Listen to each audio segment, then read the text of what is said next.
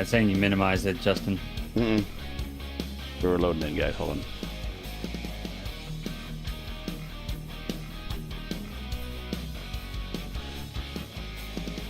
I didn't. Hello again, everybody, and we are we're having technical difficulties on stuff here again today. So sorry about the background chatter as we're going into the intro.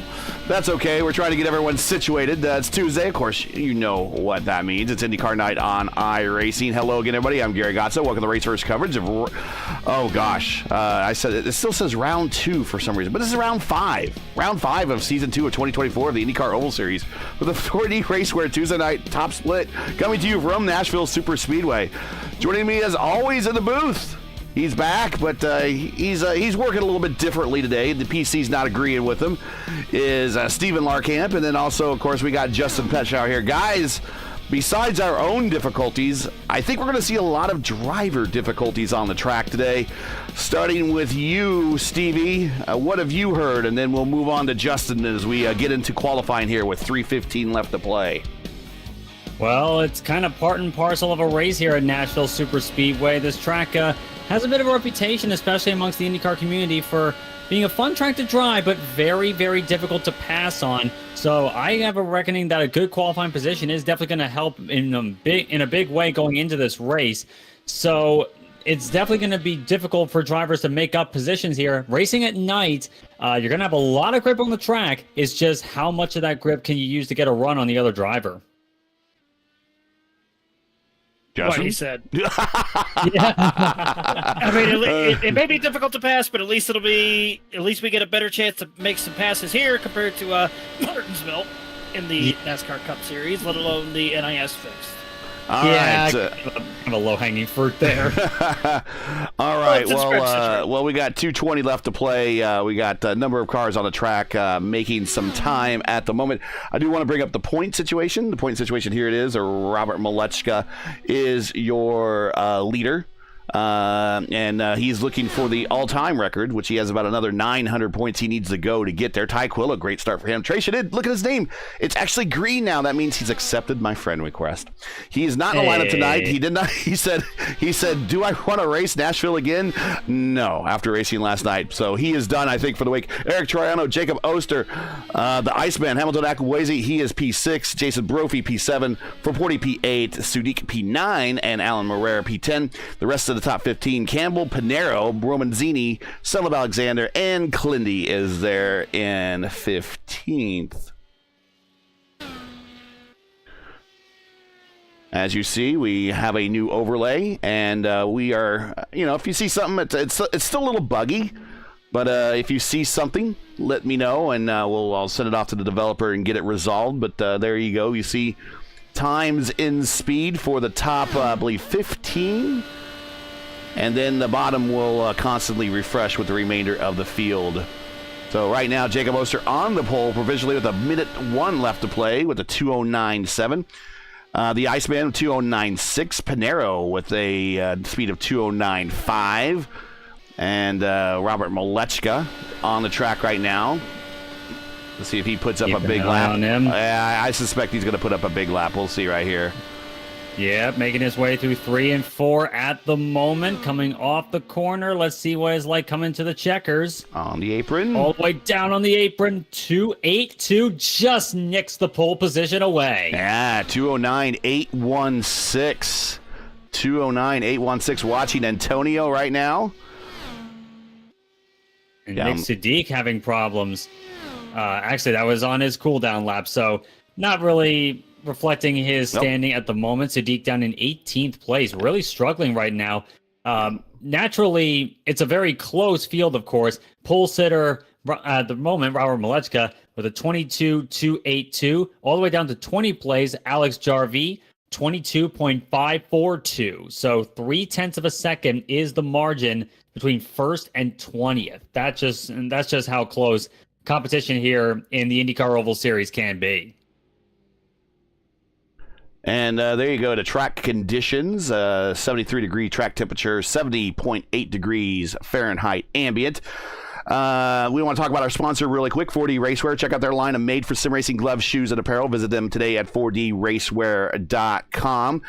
Help us keep the positive momentum. If you enjoy Race First coverage of the 4D Racewear Tuesday night IndyCar Oval Series top split and respect the stream, please do us a solid. Make sure you support us by subscribing. And while you're at it, don't forget to smash like and click the bell so you don't miss out on future Race First iRacing broadcasts. IndyCar visited here in between 2001 and 2008 and will be here again later in the season, this particular season.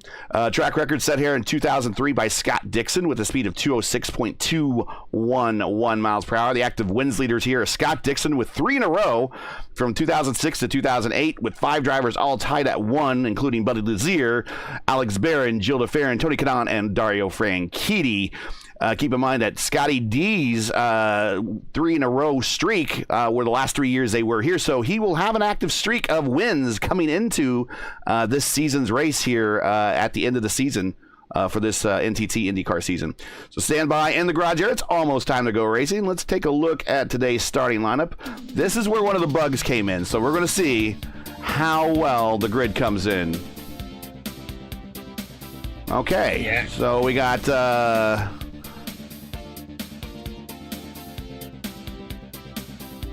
interesting. Yeah. Okay, so we got speed, but only like to the 3 decimal spots. So I'll have to get that fixed, but there you see, we'll just do lap time here. Robert Rochka, RM3 on the pole. Jacob Muscle, the Wormman, P2. The Iceman, P3. 4-wide Pinero, P4. Murph, P5. Good run for him. Josh Tucker, good run for him in 6th. Brian Campbell, P7. Seb Alexander, P8. Matthew Ponto on that throwback livery, P9. Rafi Eckert in P10. And this is the one we almost called it. We wanted to call it Herdebees because it looks like Jim, but it's Rob Hubretsky, and I'm hopefully saying that right. But it might just be Rob for most of this race until he corrects us. He's 20. He is now my grid has actually progressed. Ty Quilla is 23rd and last. He's shotgun in the field. Jordan Westfall, Yvonne Drolet are in 21st and 22nd. Yeah, I'm having a look elsewhere. Hoy Brett's Alexander Ragon in 12th, Carlos Washington and Vito Sousa 13th, 14th, Olivier Simoneau and Antonio Estrada 15th, 16th, Jacob Collins 17th, 18th, Nick Sadiq and Jim Wallen 18th, 19th, Alex Jarvie in 20th, and just in time to get the green flag flying, we are underway at Nashville. Sorry for the mess. That's all right. That's going to be one of the bug areas. We'll report that again.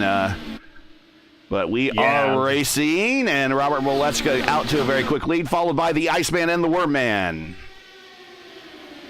Oster trying to stay in the fight with Robert Molechka in this championship. We're looking a little further back here. Everyone's starting to get spread out there. Ooh, and over there with Mark Murphy fighting out with, I believe that's Joshua Tucker. And bear in mind, folks, I'm having to rely on Justin for my camera tonight here because I'm having some computer issues. Yeah, he's calling the broadcast here. I'm trying not to accidentally hit Gary because, ironically, the Winnipeg Jets are here in town in Nashville playing against the Nashville Predators. Yeah, indeed. As Seb Alexander working his way up a spot already around Brian Campbell back in P7. And meanwhile, the battle is on between Josh Tucker and Mark Murphy. If we can get a look at that. Yeah, we got it right here, side by side. Yeah. So you see new overlay right there, lap 3 of 80. Oh, and we got contact between those two. Hey, there we go. Did. Oh, and that's just collecting all sorts of cars in the middle of the track. Oh, my. And Mark Murphy's in it. Another car losing it, trying to avoid the accident there. But big wreck on lap number 3. Caution is out. Well, let's see what happened. And we might have to go further back in time on that one. And Mark Murphy was saying that Netcode may have been responsible for that incident. Yeah, we're going to see how they get things sorted out here. But we're going to ride along with Mark Murphy. We might have gone a little bit back too far here, but we shall see. And as we get to the point of the incident, we could get an idea of who's going to stop on pit road as well. I'm sure there's going to be a number of cars stopping on pit road. I would imagine so. 80-lap race, I would be remiss to mention. So that would be in the area of about 50, 55 laps I'm expecting on the fuel run here. But I wouldn't be surprised if some guys come in on the pit road to top off here. Yeah. Especially since tire wear is likely to be a concern, even with the nighttime conditions, as they usually are at Nashville. There's Josh Tucker. We'll now switch to the cam on Josh Tucker. Down low, coming to the start-finish line. Hopefully we get another lap here so we can see what happened. And, oh, there it is. There it is. Yeah. Oh, yeah. oh, ouch. Ugh. Brutal. I got no words on that hit. And unfortunately, Campbell was part of it as well. He's pretty fast. Ponto was part of that, and that nice throwback livery. Yeah, just unfortunate event there at the front of the field. And now we got cars hitting pit road to get taken care of on repair. So we're going to reset the field here momentarily. Again, thanks for joining us. This is race first coverage of the Nashville round of the IndyCar Oval Series presented by 4D RACEWEAR. And then the Tuesday night IndyCar Oval Series top split. We are under caution early here. Lap 6 of 80. Robert Malechka is your leader. Jacob Oster P3. The Iceman Jacob Oster P2. The Iceman P3. 4 Wide Pinero P4. Seb Alexander P5. Rafi Eckert P6. The Sidewinder P7. Beto Sousa P8. Rob, well, he's worked his way up to P9. He's up 2 spots. And Carlos Washington, might remember him. He did a pretty good run, economy run, when we went to Dover last, if you remember that, guys. Led a lot of laps there. Of course, that's also another this is another concrete track, so maybe he has a good feeling for concrete. But Carlos Washington in 10th, Sudik and Antonio Estrada there in 11th and 12th, and Olivier Semino in 13th, Jim Wallen 14th, Jordan Westfall 15th, and Ty Quilla up 7 spots. He started back with the nearly shotgun of the field with no time, up to 16th. So Ty trying to attempt the worst of first challenge here. We are under the lights and under caution here at the moment. Lights are out. We're going to go back to racing here momentarily. Guys, that was the most unfortunate event. Alex Jarvie, or is it Yarvie? I'm going to say Jarvie right now, but it might be a silent J, did stop on pit road for a top-off. Jacob Collins stopped on pit road for a top-off. Nick Neben, want to say hi to him and people that will be watching when he posts this on YouTube. He is in 20th, and he stopped to top off as well. But Murphy, Tucker, Campbell, and Ponto look to be done with extended stops, getting ready to go green. Robert Malechka doesn't care where he lines up for this restart. That's why he's just calling his shot. I've won the first 4 rounds. Come on, guys. Follow me. Yeah, and now Malechka's trying to drift back up to the top line there. I think he was trying to save a little fuel there as the pace car peels off. And now we get back going. Green flag flies, lap number 8. And I'm looking at Akabuze all over the back end of Jacob Oster. Yep. They are teammates, but I get the feeling they're going to be... I know they're going to be trying to work together to run down Malechka here, but let's see who's going to be let out in front here. Is Oster going to take the fight to him, or is it going to be Akabuze? I think it's going to be Akabuze that takes the fight to him there. As you see a couple of cars, they're trying to get as close as they can to the apron, the yellow line going through the turns, but as the old saying goes, apron bad, corner good. Yes, apron very bad, particularly here. Look at on the high side over Malechka. Nice power move by the Worm Man over RM3. RM3 get us back there on the bottom. He's going to run out of room really quick on corner exit 4. Whoa, Akabuze almost into the wall there. Very close quarter stuff here. Iceman also got some freezer burn. These are going to be the moments that are going to be crucial here because, like I said at the top of the program, this is a very difficult track to make a pass work. You need to get as much momentum as you possibly can and make it stick here. And any run you can get, there's going to be people taking advantage of that. And it could work out, it could not.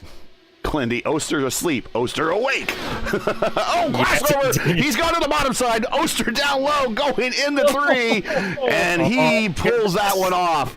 I'm not sure if RM3 was expecting that, but it's still early. Long ways to go. RM3 might just he caught him He caught him sleeping on that one there. That was a hell of a move. RM3 might be just sitting there in the beautifully cockpit, just kind of brushing off his chest, going, "That's nothing. I'll get him later."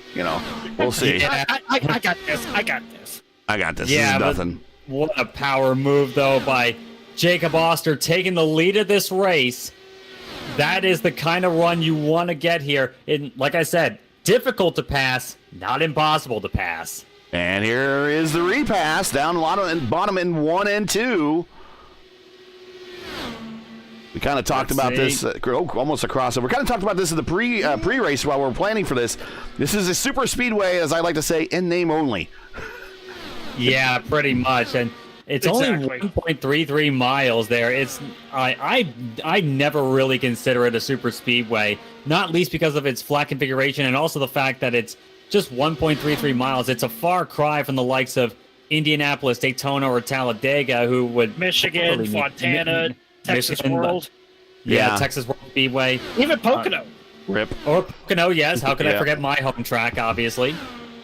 I mean, it's more of a intermediate track. That's what it's kind of. Yeah. It's longer than a mile. So what an intermediate is typically most people consider an intermediate 1.5, and 1.5 but greater than a mile. And then your super speedways are 2 miles and longer. But this is not quite. But you do get up there in speed, 200 miles per hour. I mean, that is no slouch around this place. They are turning very fast laps in the 22-second range. Of course, purple lap right now, 22.6 by RM3. And these two are starting to pull away from the Iceman. Iceman 1.8 back from this battle.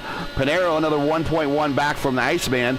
Alexander is actually giving, Seb Alexander, we'll go take a look at him right now, giving Pinero probably one of the closest battles on the racetrack, but he's not quite there yet, but enough for us to take a look. And then Rafi Eckert and Alexander Rigon. This is a little Brazilian civil war going on back here right now as the two Brazilians are battling out. Rafi Eckert, the DW12 champion for the VOR IndyCar Series, was sporting the IR18 tonight, and he's worked his way up 4 spots, the P6 to Sidewinder, currently 7th, up 5 spots from where he started. I was about to say, I think I saw a lap ago. I could be wrong. I think I saw Beto Souza just barely, let's just say, scrub the sidewalls off of the tires on the right side. And then, of course, out of nowhere, you say that you got 2 Brazilians fighting over each other. It's a civil war on track. I don't know how that's going to turn out, though. Hopefully it doesn't get any uglier. Yeah, and especially since one driver in particular in that one seems to have gotten a bit of a reputation for aggressive moves, shall I say. Brazilian player? The reason why Gary calls him the Sidewinder. Hey now, it's not just me. Yeah. But nonetheless, still some fantastic racing, nonetheless, on track right now. Oster, the leader, and he's starting to pull away a little bit, folks, by 3. He's pulling away not by much, though. And of course, like what they were saying earlier, tire wear is definitely going to come into play because this is a concrete track. Even though it's at night, it still traps more heat from the daytime than it does at night. Ooh, the concrete. As ninth place almost loses it coming off of 4. How he saved it, I don't know. Oh, take a look at Rob there. And he has Carlos Washington and Nick Sudik right behind him. Yeah, Nick Sudik just got a little bit of understeer coming off of turn 2 there. It's like you said, Stevie. It's hard to pass, but it's not impossible to pass unless you're in a tin top. Yeah. Here's Ty Quilla. That is definitely true. I've seen a lot of drivers starting to drift up to that high line, especially in 1 and 2 there. Usually, in my experience, at least in the races I've done in this car at this track, it's usually going on the high Ty side. Quilla taking a position right now underneath Jordan Westfall. And he's going to get him move Ty Quilla up to 14th. We're watching him right now. He seems to be handling pretty good. Indeed so. And Ty Quilla, one of the biggest movers so far, started 24th all the way up to 14th position at the moment. So definitely picking off some positions wherever he can and making the most of his... Whoa, is he almost... I actually just saw that little bobble there as Ty Quilla... Ty Quilla took advantage. Well, let's go back to the lead, and I think they're doing a little bit of swapping now up at the lead, watching how that one kind of unfolded. But we're right in the period of the race that Murph was telling us that the car all of a sudden really becomes free. Yep. We were talking to Mark Murphy earlier on in this race. The car, he was actually experiencing a few tank slappers around this point in the race, which is rather unusual in a lot of ways for a fixed set IndyCar race. But that's showing the challenge that Nashville presents. It's the nature of the concrete track itself, the relatively flat banking, especially compared to the likes of Dover, and it is going to be hard on the rubber. You're going to have to be very, very careful here, lest you either smack the wall or get swallowed up by your competition. Yeah, it's the surface itself. It's definitely not the track temperature that is impacting how these tires are wearing right now. It's just a very abrasive, not a lot of grip either, but abrasive and a very slippery concrete racetrack. Well, let's get your leader, Oster P2, the Wormman, that is P2, the Iceman P3, Pinero P4, Alexander P5, and we've reached that point in the run. Big problems, Alex Jarvie. And there he is. Around on the back straightaway. And that's going to be called yellow. There it is. Gary, you jinxed him by trying to pronounce his name. Ouch. The broadcaster jinx. Oh, as everyone's dodging around them there, but no other cars collected at the moment, thankfully. We'll see what but happens. Single car incident involving the 20 machine of Alex Jarvie. Yep, he's sporting a kind of a player's throwback livery, the maple leaf on the side. He had, I believe, that's Nick Neben out on the high side of him, and he is going to wash up, and Nick gives him a little bit of the chrome horn, but it's I don't really. I mean, that's a bit of a Brazilian clear. He probably was being overly enthusiastic on making sure that pass was clear. He probably should not have pulled up, and Nick looks like got into him. Now let's take a look at Nick's car. He looks like he lost his front wing, but he grew one back magically. So Nick Neben survives. Yeah. Everyone watching his stream, hello. But we are now under caution. Indeed. No, I don't think he streams. I think he just records it. He just records it for posterity. Yep. Okay. Yeah, right. But nonetheless. Sort of like what I used to do. Basically, I'm just going to say this. In regards to that player scheme, I love that scheme. He ruined the scheme by getting it wrecked. But at the same time, Nick Neben pulled a Paul Tracy a little bit. If anybody gets the reference. I do. Gave him the old chrome nose. But, I mean, again, he was very over-optimistic on pulling that pass off, and he was clear, but he wasn't clear to the point where he had the momentum to really keep that position. He probably should have stayed down, and that's kind of what we call the classification of the Brazilian clear, when your spotter says you're clear, but you're really not safely clear. Because of the momentum of the car behind you. We do see Murphy is back underway, classified in 21st. There he is right there. He will get the wave around, try to get one of his 12 laps back. Poor Murph. Poor Murphy. That was just unfortunate. Like early on in his race, he'll likely pick up a position with Alex Jarvie out of the race, it would seem. But it's just been a rough night again for our old friend Murph. Nashville has not been kind to him. No, it has not. Well, both he and his teammate they don't like this place an awful lot. And I'll be honest with you, I don't like this track an awful lot. So there's a long way to agree. It's not my favorite. Yeah, there's either. a long way to go for code for this track needs to be written to make it better for IndyCar, in my opinion. But then again, you look at guys like RM3 and the Wormman up front, and they seem to be having no problem. So it's 100% skill. It's a skill issue. For me, it's a hit and miss. I like it in certain cars, but there are other cars where it's just like, can I just chuck this car out of here? It doesn't belong here. Yeah. Well, at least after the race is over, you can drown your sorrows in some delicious barbecue. Well, not just the barbecue. You also got to go down to Broadway and have some fun in the juke joints. This is true. Before we go green, guys, if you're just joining us, welcome back. This is Race First coverage of the 4D RACEWEAR Tuesday night IndyCar Oval Series top split coming to you from Nashville, where we've completed 31, coming to 32 laps of a scheduled 80. If you enjoy Race First coverage of tonight's race and would like to monetarily support us. Wait, what? Yeah, and it, you know, it would be nice if you monetarily support us, because I think Stevie needs to buy a new PC here soon. yeah. But if you'd like to monetarily support us, go find the link to our GoFundMe campaign in the stream description. We do realize times are tough, but any donation, no matter the amount, is greatly appreciated. Lights are still on the pace car. Looks like they will go out probably this time. And another thing that I wanted to talk about while we were waiting here for the for us to go green, and I'll bring it up on the screen, because we are excited to cover this eventually. Where it is? There it is. The official Indy 500 dates have been announced. Qualifying is going to be May 27th through the 31st, with the race going to be on June 1st and 2nd.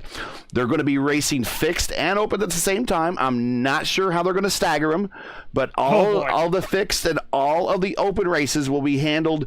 All the fixed and open qualifying and all the fixed and open races will be handled in those date periods. So if you're looking forward to that, make sure to clear your schedule and be prepared to qualify. It's a 4-lap average, and you're going to qualify with other people that are similar speed to you. It's not according to iRating or anything. It's all according to speed. And that's May 27th to the 31st, racing June 1st to the 2nd. We do plan to cover a split on the 1st. Right now, the working plan is to cover the top split of fixed. However, if things change, we will pivot to something else. We will be covering a split one way or another on June 1st. Be looking for it. We had a great time doing it last time, and we look forward to doing it again. And speaking of doing it again, we are green flag, Robert Malechka III, Jacob Oster, and Hamilton Eccleboise 1, 2, and 3. And let's see if that battle between them can continue here. And looking further back to the field, I'm seeing Nick Sudik trying to put the fight to our buddy Rob there as they go into 3 and 4 for the first time. We're working lap number 33, coming to 34. But I get the feeling that with fresh rubber underneath them, Malechka and Ulster and Eccleboise, you got to do it now. You got to do it now. You got to do it now. You got to make your passes now. 3 wide behind this battle for Sudik. Sudik clears Rob, but Carlos Wallen and Estrada, they were 3 wide going into the corner. Yeah, Carlos Washington leading that battle there as I'm looking at. That's Jim Wallen trying to make a bull move to the high side there. Almost made it work and almost got the wall in the process. Yeah, he had that huge run coming off of turn 3. Oh, Antonio. Trying to make a pass to the outside, but when he saw the wall coming up off of turn 4, he basically had to back out. And right behind the boss is Ty Quilla. He has worked his way up to 14th, up 9 spots. Ooh. Wallen almost got taken out again. Very close stuff, and you got to be very careful trying to pull off a move like that. As we've seen, it can work, but as we've also seen with the Nick Neben and Alex Jarvie incident, it can easily go wrong if you misjudge it by just a hair's breadth. Yeah, so that pass really couldn't quite be pulled off because the bottom is starting to slow down now. And also, Wallen had the draft aid of Carlos Washington in front of him. And here comes, see the high side coming in there, Ty Quilla. Oh, a little bit of a hesitation there on El Patron. Down to the bottom comes Ty Quilla. Ty Quilla getting the position over El Patron and move Quilla up to 13th, and Antonio Estrada back to 14th. Yeah, a couple of good side-by-side battles here going through 1 and 2. Oh, here's a battle of the Brazilians right here. Yeah. Ekin Sousa. Yeah, if we can get cameras on that one, Justin, I definitely want to see that, because that's looking to be one of the closest battles on the circuit at the moment here. Rafael Eckert trying to hold off. Ooh. Trying to hold off. No, they're very close stuff there. Vergon tries to make a dive down low. He's going to try the cutback here, and it's working out a bit better than what we saw last time, but not quite enough. Eckert that position on the highlight. That was complete yeet territory right there. If that blink happened a second later, half a second, quarter second. Yeah, that could have gone from a yeet move to a yeetus deletus move in 2 seconds if anything had gone wrong. But Rafael Eckert pulling them off there. It's now looking behind. Regon and Sousa starting to wide tie. Right. Rob and Nick side by side again. So this battle, this three-way battle between the Brazilians is now invited. The two, I think the two Americans. I think Rob, he's from the West Coast, and then Nick's from Ohio there. So they're now involved in this battle. Yeah, and this is great scrap towards the lower part of the top 10 at the moment. Ooh. Eckert holding on to the position. Regon now starting to gain some distance there, but I'm looking at Rob Hoybreast and Beto Sousa. They're starting to get a little bit chippy there in their own right. And looking behind is that Carlos Washington I'm seeing in the mix as well. Yes, it is. Oh, that was Washington that was Nick Sadiq actually. Yeah, Nick Sadiq was on the outside. Holding it around the outside of Beto Sousa there. And holding on exceptionally well. And Rob Hoybreast up 3 positions. Sadiq up 9 positions, up to 9th place. Good run for the number 8 machine so far. Definitely not where he would want to be. We all know he's very competitive in this kind of machinery, but he's making the most of whatever situation comes his way. And Rob, if we're saying your name wrong, just hit us up on the Race First Discord. Link is in the description, and let us know how to say your name right according or properly. Let's put it that way. Especially if you're going to show up on more future top split races here. I see you got a 3K I rating, so that's we're probably going to see it a lot more going forward. But right now, Eckert and Regon have not let this battle rest at all. They've been fighting all race long. Indeed so, and the gap I'm noticing with the leaders at the moment, Malechka over Oster holding around 0.4 of a second at the moment. Yep. But back to Hamilton Akabuze, it's 3 seconds, 4 seconds behind the race leader. Like this is the kind of racing that you can get here. Whoa! That was Sadiq, I think, slapped the wall a little bit coming off of turn number 2. Yeah, Eckert's blinking, though, and that's really throwing a lot of people off behind him. It was throwing my camera off as well over here. Yeah, mine too. What the hell? Yeah, if we can get the camera back on that instance there, because that was and now we're back into it. Thank you, Justin. For those of you unaware, I've been having some computer trouble, so I'm going off of Justin's stream for my vantage point of everything. Definitely not what I'm normally used to. Sadiq with the crossover move there on the low line of Rob Hoybreast. This is for 8th place. And he pulls it off. Very good move by the number 8 machine. I think Sousa might have spent his tires. He has fallen back to 10th. Yeah. Possibly, yeah. I think so at this point. And we've been saying it once. I said it once, I'll say it again. Tire wear is going to be a major determining factor here. And I think the same is occurring with the likes of not just Hamilton Akabuze at the moment, now nearly 5 seconds off of race leader Robert Malechka. Something happened. Something happened. Akabuze is really slow, and Pinero almost got into him. Let's have a look. Let's have a look. He's coming back up to speed.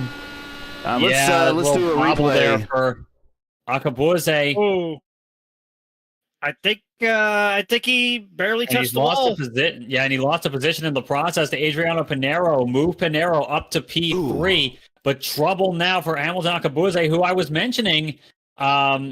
Earlier. Ulster now 1.1 seconds off of Malechka, and Akabuze was about 5 seconds before that all happened. Same true with Pinero. He's about 5 seconds off the pace here, and I think a good chunk of that would come down to tire wear, and also what happened here. Oh, there it is. Yeah, he was just pushing up, and he was trying to prevent himself from hitting, and he had to really roll out of it, and as a result, loses a position.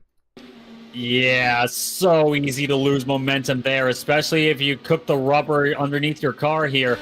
And that has nothing to do with the track temperature. This being a night race, the track temp is rather cool as these sorts of cars go. It largely boils down to the setup they're using and the surface of the racetrack. This is a concrete track like Dover, but unlike Dover, it really doesn't have much banking at all to work with. No, it doesn't. So Pinero is in a third different paint job in 3 different weeks. I told him I liked the one that currently Regon and Sousa are sporting for his team. This one kind of looks like a car that you'd expect to see like at the playground of like a Burger King or something. Yeah. Yeah. Go back to that old flashy car. I like that. Or just go back to the old orange one, Adriano. I think we like that a lot better. I'm not sure about that yellow, but he's trying to throw us off here. I know, but color aside, he's worked his way up to third place. Yeah, and Pinero trying to set his sights now on a fight with the top guys there, and to his credit, he is running faster lap times at the moment than the two leaders. He's got that gap down to 4.3 seconds. It was 4.6 last time around, so he is making hay while the sun shines here. And him being him, I would imagine he had a tire strategy mindset right from the word go, and now it's starting to come into his own with the leaders. Yeah, we're really at that point in the run and the race here where we're going to be single file, although we're watching a battle start to develop here between the Sidewinder Ragon and Nick Sudik. Sudik, take a look, just take a peek to the inside. Nothing quite there yet. Ragon goes high, Sudik down low. Sudik washed up. He's going to have to give back the position.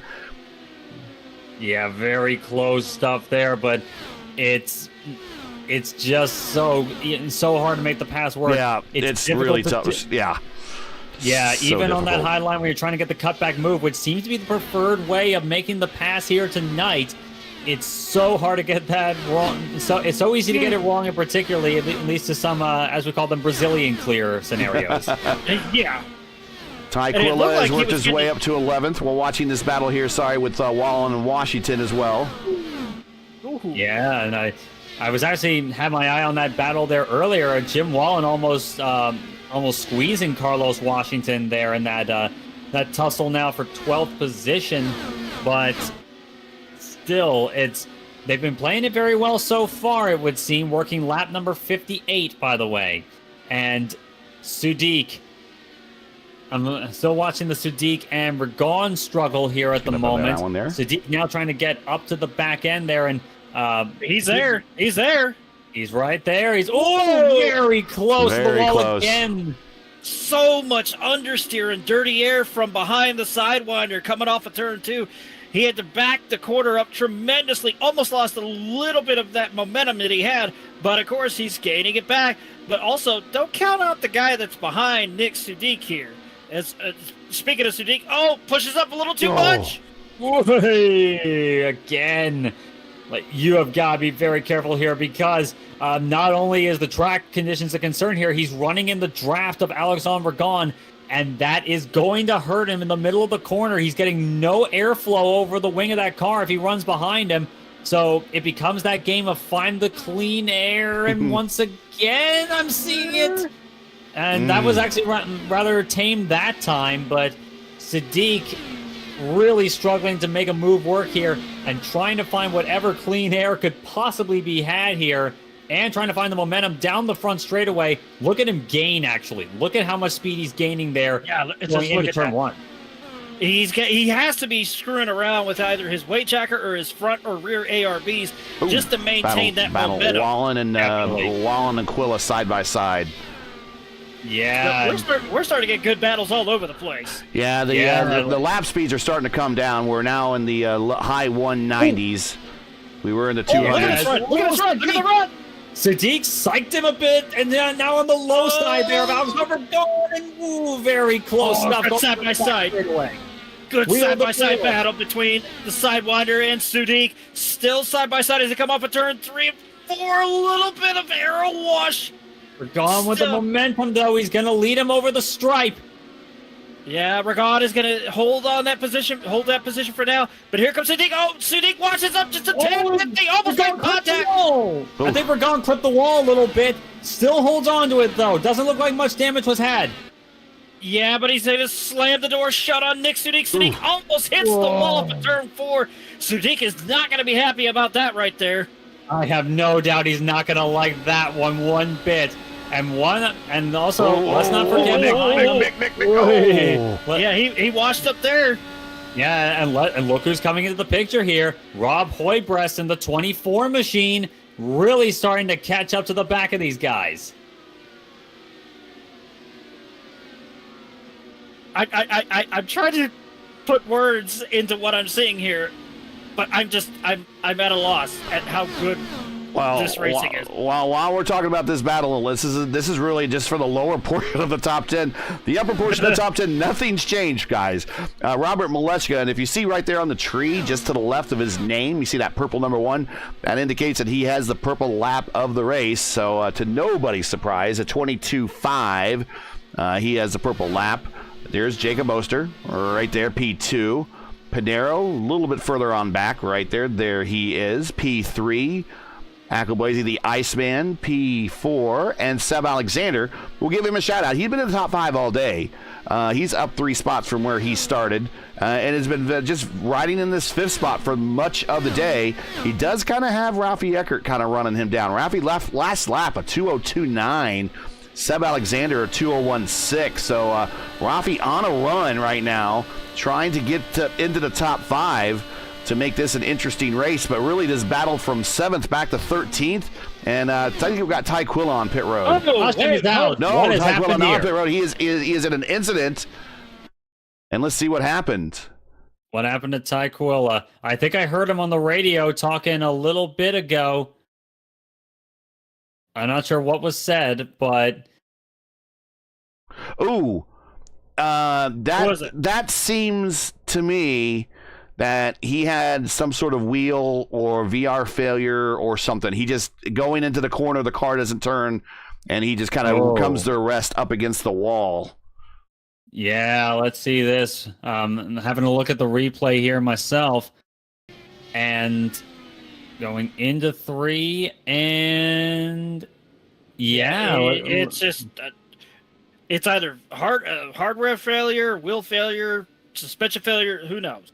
Yeah, in the sim racing world, we call that a mechanical, and that certainly looked like the situation for Ty Quilla, and very unfortunate because he was having a solid run up through the field and could have been knocking on the door of a top 10 later on in the going, but it's but sadly not to be. And Jacob Kyle Oster on Clinworth, pit I road. definitely agree with you there. If he could fix his hardware, his damage may not be too bad. The problem is that, like, from a result standpoint, the damage will be already done, it would seem. Also, he's dropped due to packet loss. He's had a connection failure to go with it. All right, so on pit road, Oster stops. We saw Nick Sudik stopping. Antonio Estrada is on pit road. A whole bunch of them from that mid-packer on pit road, so they're going for that last set of tires. Remember the rules here in the IndyCar fixed, or IndyCar, well, formerly the fixed series, but the IndyCar Oval Series, 3 sets of tires, 1 on the car when you start, and 2 in the pits. So a lot of these guys are getting that second set on for this last 10-lap sprint. Robert Malechka is your leader right there. He has tires that are 41 laps old. He should be able to make it on fuel, we think. He's normally pretty good about that. Adriano Pinero, there is a lap car between himself and Pinero. That's Jovan Drolet. Jovan will not be able to, unless they pit this time around, will not be able to get benefit of the waiver round. And they are going to pit. So then that will move Pinero into direct contact with Malechka. The Iceman Akabwazy now is up to 3rd. Seb Alexander up to 4th. Ralphie Eckert now part of the battle. He is in 6th. Ralphie Eckert is in 5th. Ragon in 6th. Rob in 7th. Wallen in 8th. And then the first of the cars that stopped on for pit road for their last set of tires. Oster, Sudik, Sousa, Estrada, Washington, Simino, Neben, Collins, Westfall all stopped for tires 1 lap ago. And so they are going to be... I wonder what Oster's doing down there on the apron. Gary, if I'm looking at this right, it's an 80-lap race, so get ready for some chaos. Oh, yeah. Well, yeah. You are looking at that correctly. And so we're going to want to watch that these guys from 9th on back are going to want to move very quickly. And you only have about 3 laps at most with these tires where you can make those moves, and then after that everything kind of settles down. So can Jacob make the move from 9th and to get back up to Malechka before time runs out, or is Malechka going to go 5 for 5 to start the season? Yeah, it's going to be interesting to see. I'm definitely going to want to keep an eye on Jacob Oster on the restart here. We're going to be coming to 8 laps to go this time around. So let's see what these late stoppers, what they can pull, because given the fall off we've been having so far in this race, I would not be at all surprised if they can make up some positions. Oh, they will, and that's not just Oster. That's all the guys. Yeah, that came they on absolutely will. There's going to be chaos from. I think there's going to be a lot of chaos from 6th, 7th, and 8th right off the bat. They're going to have their hands full. Oh yeah. So we're going to be going green with 6 laps to go. We're going to be going green at lap 74. Thanks again, everybody, for joining us. If you're just joining us, you're going to watch a heck of a finish here in the closing stages of the IndyCar Oval Series here. Top Split, Tuesday night Top Split, sponsored by 4D RACEWEAR. We are here at Nashville Superspeedway. If you're enjoying the coverage, make sure to smash like and also click subscribe, ring the bell if you haven't done so already. And that's how you can always hear about the next race on the schedule. And me and Stevie, hopefully all things go well computer-wise for Stevie, on Thursday, we will be doing FIS. So we're looking forward to that at Canadian Motorsport Park. But before we do that, we got to get these last 6 laps out of the way. Going green here, coming to the green here off corner number 4 at Nashville. And I'm looking at Malechka. And behind him, Adriano Pinero and Kyle Clemworth in the chat brought up a point about the tires. Green flag flies. I'm looking at Hamilton Nakabuze getting a big run right now on Pinero, but Malechka once again with a massive jump at the start. Keep an eye, of course, on the guys from 9th on back. They're going to be making moves on fresh tires. And we're watching them right now, and Oster would like to take that 3 wide, and he is going to take it 3 wide, down to the bottom of 3. Oh, I knew this was coming. You can only do that with fresh tires. You can only do it. And now Nick Sadiq, where am I going to go? And he's going to take it 3 wide. Oh, this is brilliant stuff. This was the sort of stuff we knew was on the way. Jacob Oster on the attack right from the word go, and same with Nick Sadiq. These guys have got to make moves while it lasts. We're coming to 5 laps to go. What can they do? Oster. Yeah, those new tires. Yeah, those new tires came in extremely handy there, and probably prevented a wreck. Wallen way up to the top. Oh, Wallen and Sadiq. Sadiq made contact, it looked like, with the number 18 of Jim Wallen. They keep it together, though. Rafi Eckert, he's taking a look on the inside of the Iceman. So we got a battle here for the bottom step of the podium. Yeah, let's have a look at that one. Hamilton Nakabuze, Rafael Eckert, and one thing I wanted to mention, of course, was Pinero trying to snooker Malechka on slightly fresher tires. That has not happened so far, but this battle here, and look at Seb Alexander getting himself into the fray on the inside of Rafi Eckert. Here comes Oster. Don't count out Oster. He's making that charge.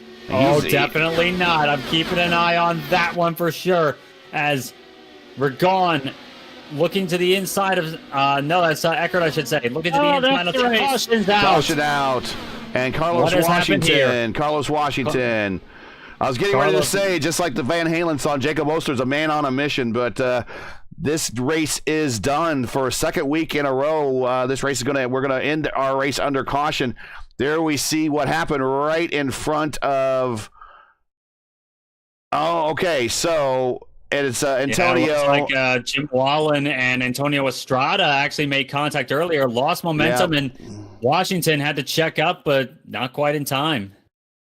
And took Estrada out with him, it would seem.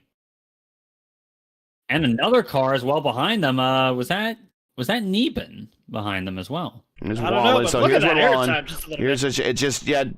Antonio kind of pushed up in, and then he had to lit up, and then Carlos was all over his backside and could not slow down in time. Neben goes through. Neben goes to the top there. We see Neben go by, and that is the race, folks.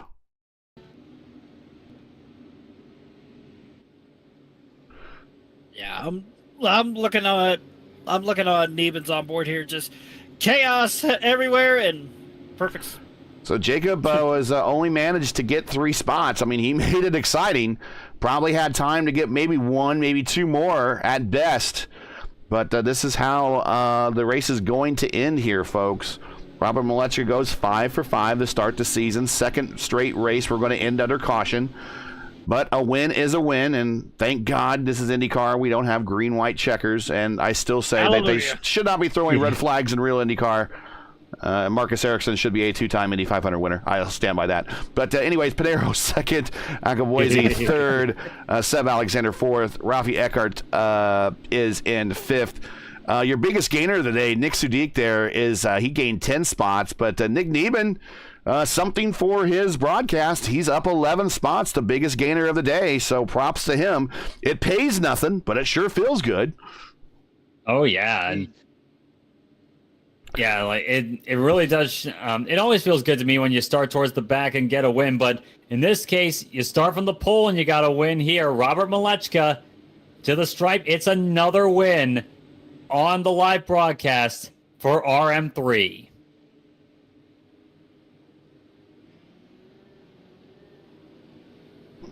Looks like he kind of brake checked Pinero a little bit. I'm not sure what's going on there. Yeah, it like there. Well, let's go ahead and starting to get a little bit cheeky there with them. Well, I think we're gonna get Pinero, and I think we're gonna be able to get RM3. And let's take a look here. This is the new extended results that we now have. We'll show you how many laps led, how many stops they did, what was the interval, what was the gap to the leader. The Robert Malechka, your winner, Adriano Pinero, P2. He made up 2 spots, as it says right there. Akaboise, P3. Seb Alexander, P4. Eckert, P5.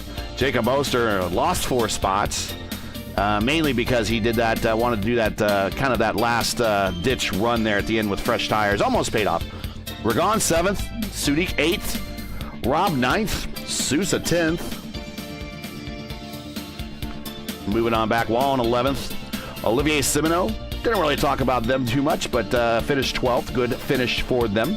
Nick Nieben, I hope this shows up well and does well on his channel, 13th. Jacob Collins, 14th. Jordan Westfall. And I'm not pushing the button, and it does that for me. I gotta report that as a bug. I'll tell you when I want to proceed. Estrada, Washington, Quilla, Troy, Jarpy, Murphy, Tucker, Campbell, and Ponto, rounding out your 23-car field. And I don't know what Robert's trying to do. Trying to go into orbit. I tell you what, if he really wants to, if he just drives 2 hours south, he does get to Huntsville. That's where they do rockets down there. True. I mean, Oster's already done it. Yeah. Yeah, they can send it down to the lab there and see if they can experiment on it a little bit. What, and create a 97, 98, 99 Renard chassis? Oh, that was... Oh, yeah. Now, what did everyone put on their? Did everyone put that on their survey? Did everyone put that on their iRacing survey when they got that the other day? What future cars would you like to see? Yeah, the Frankenstein Renard. I put an 86. I put an 86 March. I put a 95 Renard because that holds the track record at Indianapolis, and I want a 2000 Renard, because that holds the track record at California, the close course the Penske Renard speed record. Yeah, so those are the 3 that I want to see. Can we also throw in a 1998 Swift chassis that was run in kart? Yeah, sure, why not? Yeah. Sure, why not? Well, let's take a look and see who is waiting for the interview. I don't know if they are or not. They might be wanting. I don't think anybody is. I don't think anyone is.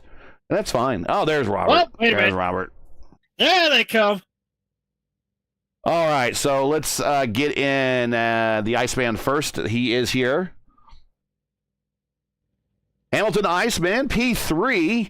I'm guessing that this track, in terms of trying to keep up with Robert and Jacob, they were kind of in another zone than kind of what you were in. Were you having tire issues or something that was kind of not keeping you as fast, because you kind of fell back in the mid-pack, but you were really just kind of not in mid-pack, but in the third spot, but you were really just kind of by yourself for much of the run?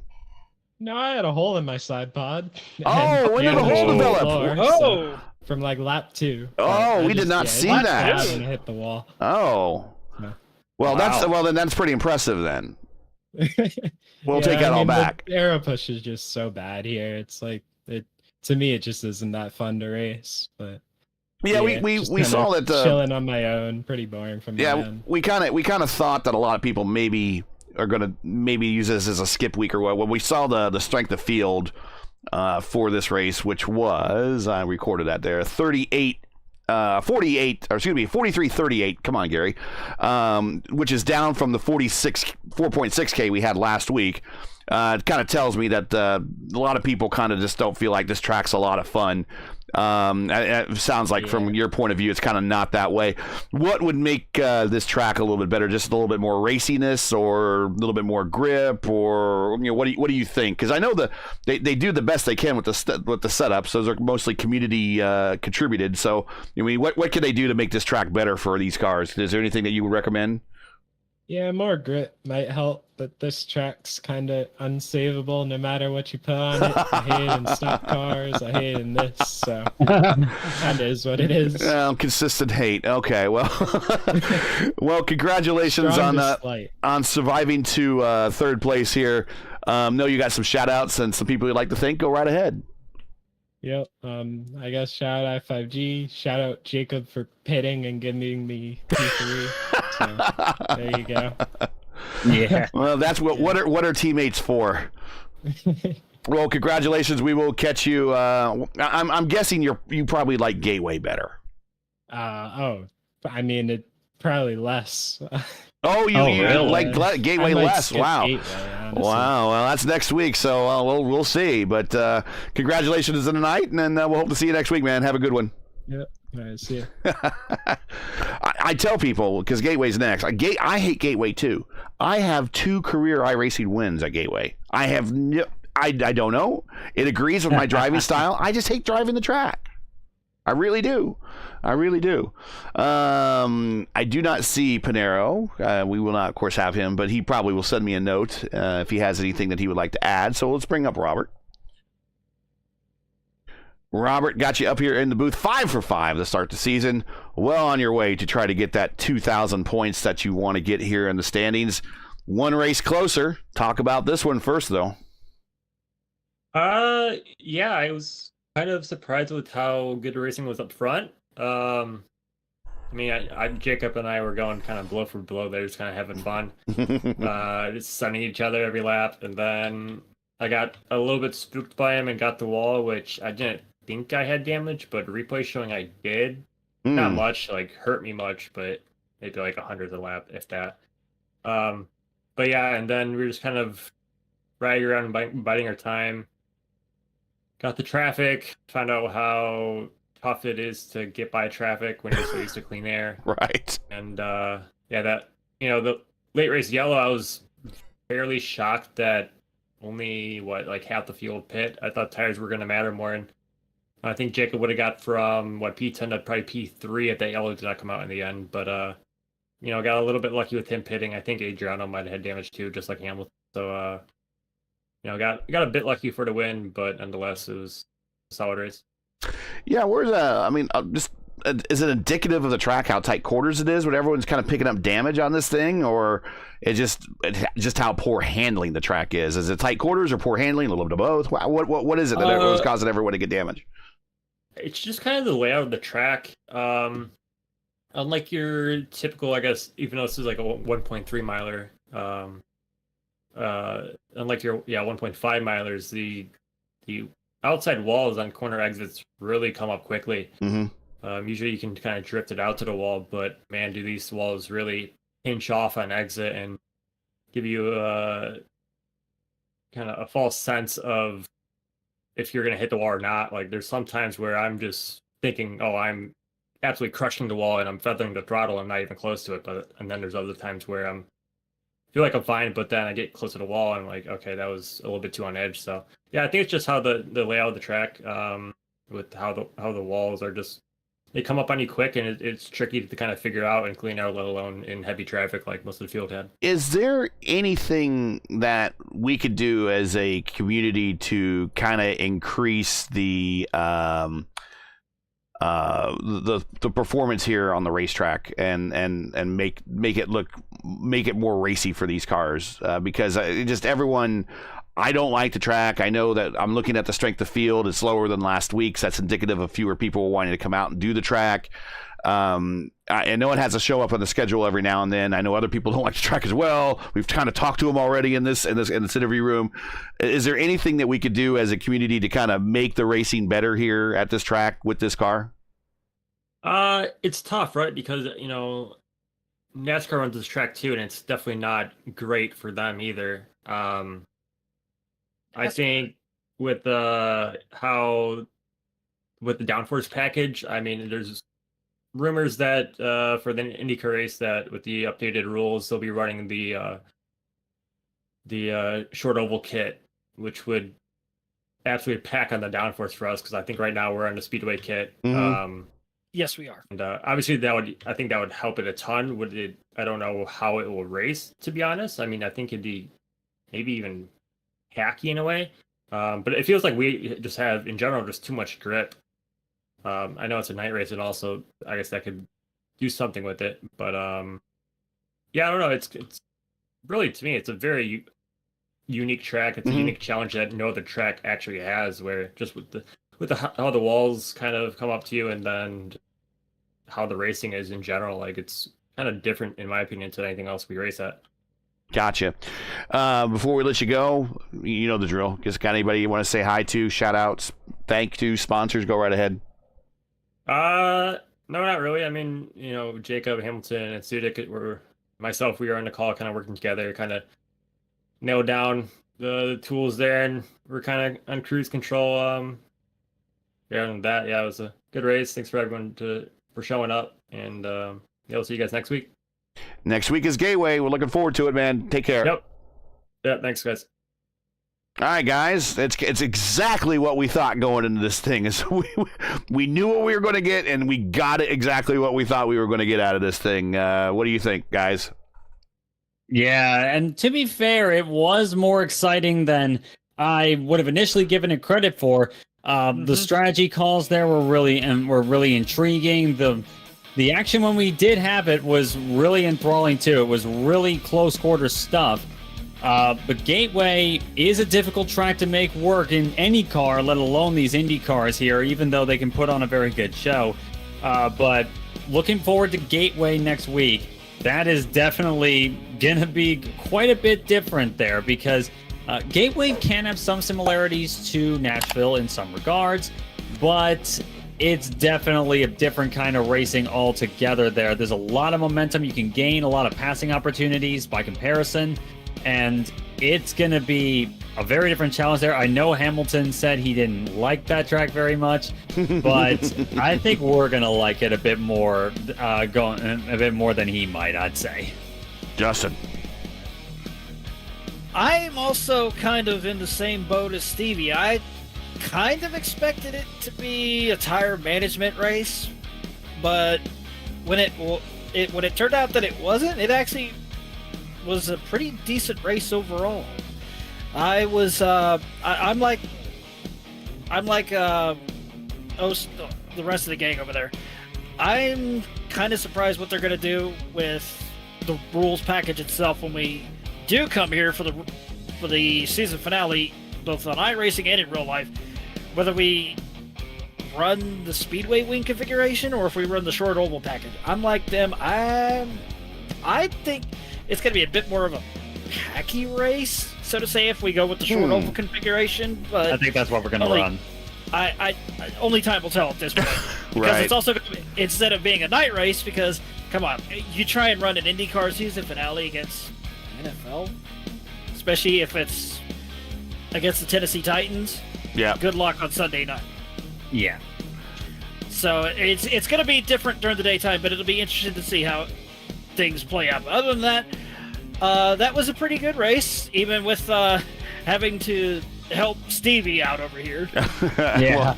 We'll get that taken care of. I will say the racing from sixth on back was pretty darn good. And that's where we kept the cameras there an awful lot.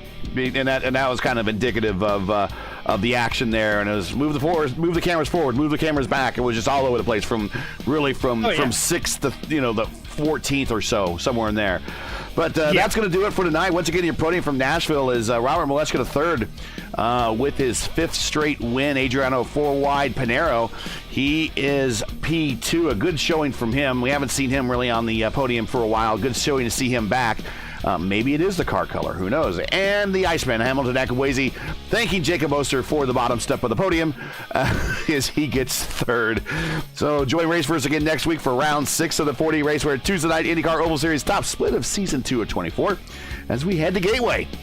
Coverage begins around 8:15 p.m. Eastern time. That's again, it's 8:15 p.m. Eastern.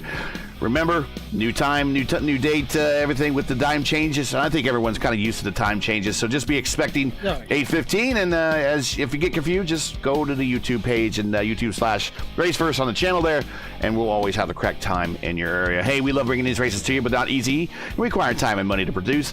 Because of your generosity and donations, we've been able to bring you IndyCar Oval action nearly sponsor-free. If you share our passion for the sport of IndyCar and enjoyed our coverage of the 4D RACEWEAR Tuesday night IndyCar Oval Series top split, please take time to visit our GoFundMe page. Link is in the description, and donate to our 2024 broadcast fund. We realize times are tough, so any contribution will be greatly appreciated. We thank you for watching and making us part of your Tuesday evenings each and every week. Now, as you know, the YouTube algorithm game is not an easy one, so please help support Race First with the weekly grind. Leave a comment below and let us know you thought of tonight's race. Apparently, Clindy was giving us all the comments and chat tonight, so we want to thank him. And if you enjoyed tonight's coverage, support us by smashing like in the video. We know a lot of you did that as well. Thank you very much. If you're new, click subscribe while you had to hit the bell for weekly reminders so you'll miss out on more of Race First other iRacing programming, including this coming Thursday, Formula Indy Series. Me and Stevie will be doing Canadian Tire Motorsports Park there, Mosport, with the FIS gang. Standing starts with 35 plus cars. So that should be a full track. Yeah, that should be a full track there. Keep in Long Beach. Keep your browsers set here for the most in-depth IndyCar knowledge on all of iRacing. Race First, we know what Indy means. Race First Tuesday night IndyCar Oval Series top split naming rights are paid for by 4D RACEWEAR. You need to check out their made for sim racing line of gloves, shoes, and apparel. Visit them at 4DRacewear.com or click on the link in the description. For business inquiries, learn more about Race First and what we do. Visit racefirst.com. Like us on Facebook or follow us on Twitter. You can follow all of us via our Twitter handles right here at the bottom of your screen right now. So, for Stephen Larkamp, Justin Peschauer, everyone at Race First, I'm Gary Gotzel saying all good night. Thanks for watching, and to all of our men and women serving in the military and as first responders, Godspeed, God bless, come home safe. Catch us again next week at Gateway for the next race of the 4D RACEWEAR Tuesday night IndyCar Oval Series top split. Good night.